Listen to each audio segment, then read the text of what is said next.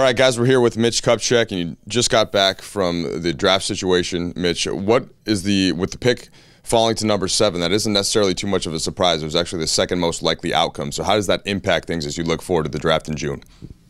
Well, obviously it impacts. We're well aware that we could drop from 6 to 9, and certainly we're hoping to go from 6 to 1, 2, or 3 if we got lucky.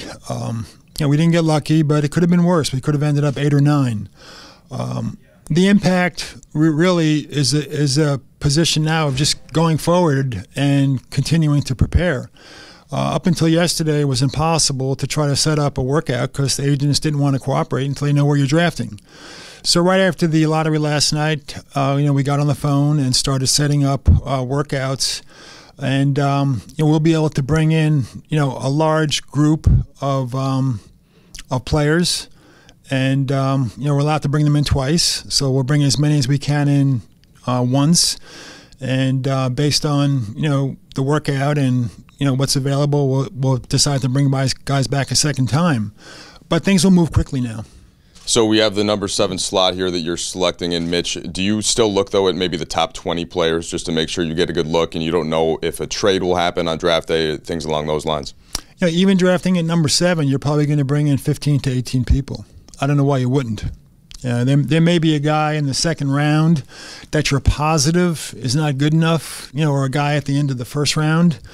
But by and large, the larger the group you can bring in, realistically and reasonably, trying to coordinate workouts of 6 players. You don't want a guy to work out by himself. It's tougher to evaluate. It's tough enough as it is with just half-court 3-on-3. But you'd want to bring in a large group as possible. This specific draft year, Mitch, we've heard for really over a year now that it's a very deep class. There's a lot of talent on the board. Do you think that at that number 7 spot you can get a real difference maker moving forward for the franchise? I think we can get a good player. I do.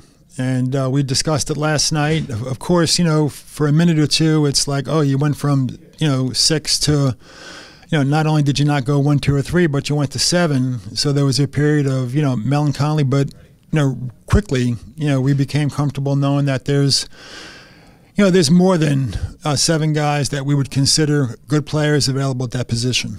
Finally, Mitch, what's the latest on the coaching search? I know it's something that's not necessarily imminent, and you want to take at least a couple of weeks to look at several candidates. Is that accurate? It's accurate. We'll become more and more active, whether informally or formally, contacting and interviewing prospective coaches. I don't see us making a decision and announcing a coach in the next week or 2. Certainly, we'd hope to have a coach in place by the draft, but that's not necessarily a goal that has to take place. But you'd like to. So I don't think anything's going to take place in the next couple of weeks, but we're going to ramp up the process. Mitch, we appreciate the time very much. Thank you. All right, guys, Lakers general manager Mitch Kupchak. You can see a full transcript of his interview with the rest of the media on Lakers.com. Appreciate the time.